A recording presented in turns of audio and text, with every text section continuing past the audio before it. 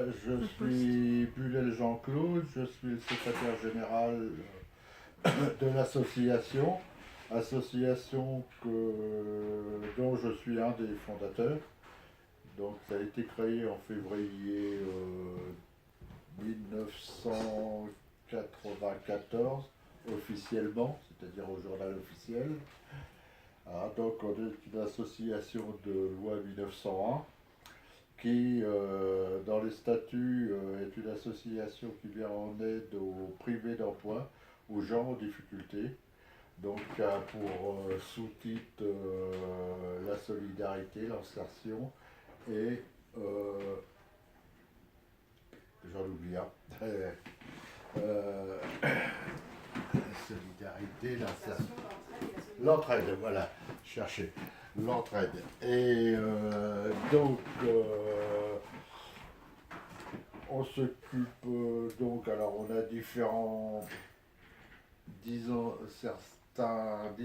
axes en fonction de ces sous-types. Alors on a l'entraide, c'est l'aide du privé d'emploi CV, l'aide de motivation, donc en fonction de notre connaissance du territoire, diriger les privés d'emploi vers les entreprises, faire un entretien avec eux pour voir comment on peut les aider matériellement. Et c'est vaste, ce que l'on fait, c'est vaste. Moi, je m'occupe plus particulièrement du social et du juridique, droit du travail. Donc, on a quand même 1200 visites quand même par an, 1200 cas. Autrement, on a 5500 passages au sein de l'association à l'année. Donc c'est quand même assez important. On a environ 250 adhérents, tout en sachant que l'adhésion n'est pas obligatoire, elle est volontaire. C'est-à-dire que les gens adhèrent s'ils le veulent. Qu'est-ce que je pourrais vous dire? Qu'est-ce que vous voulez, vers quel sujet vous voulez que j'aborde? Qui peut venir est-ce qu'il faut s'inscrire Non, alors comme je viens de vous dire, l'adhésion est volontaire, c'est-à-dire qu'on a aussi, alors je vais chercher une plaque, ça va être plus facile de...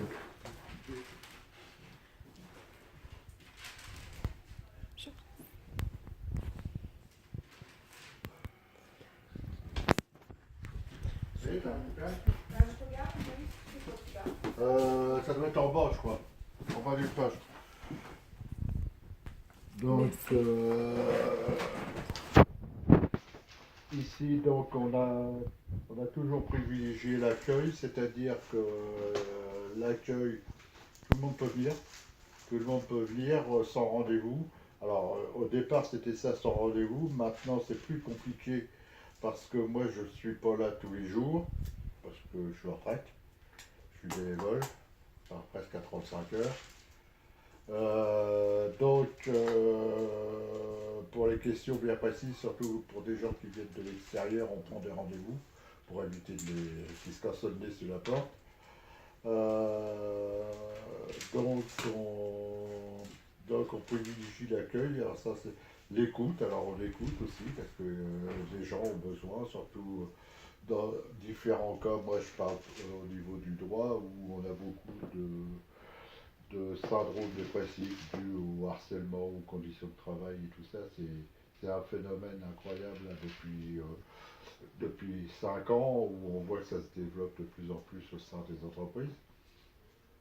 Et on a de plus en plus d'inaptitudes pour syndrome psychologique, burn-out, enfin bref. Ça, c'est une tendance nationale, hein, c'est pas propre à Fécamp ni à la région. Hein. L'écoute, les conseils, alors les conseils, c'est en fonction des différents sujets, évidemment, hein, qu'on peut rencontrer. Alors, on fait le droit du travail, on fait aussi les problèmes de sécurité sociale, hein, mais toujours dans le juridique, où par exemple des indus de paiement ou alors des contestations de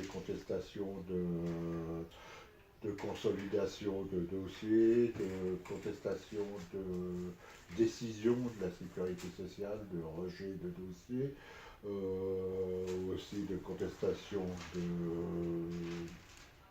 taux d'invalidité, hein, ou de rente.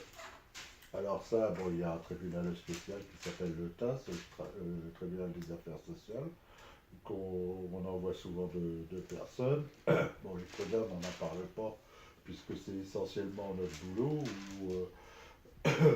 où moi je travaille en amont, c'est-à-dire que je fais beaucoup de courriers, c'est-à-dire que avant que les choses soient cassées, on essaye de concilier avec les employeurs, on essaye d'arranger au mieux les affaires avant qu'elles aillent au prud'homme. Bon, c'est pas toujours le cas, c'est-à-dire qu'on a, dans 80% des cas, on va au prud'homme. Donc on arrive à régler 20% des affaires comme ça amiablement. Donc les courriers, les entretiens, aussi on conseille les gens, bon, pour la meilleure solution.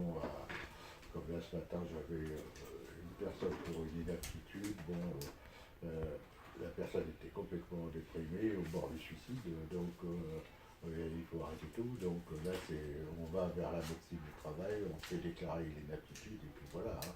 Le gars, bon, déjà rien que le fait il a des sous à aller chercher, il n'ose même pas aller les chercher. Donc on en est là, c'est-à-dire qu'il me demande d'aller les chercher. Vous voyez où c'est qu'on en est. Donc voilà, alors il y a ça, mais il y a aussi les problèmes, par exemple, des gens en difficulté. Alors bien souvent, la difficulté, c'est la perte du travail, hein. Donc les gens ont des problèmes aussi bien de logement. Alors là aussi, notre rôle, c'est pas de retrouver un logement, mais c'est de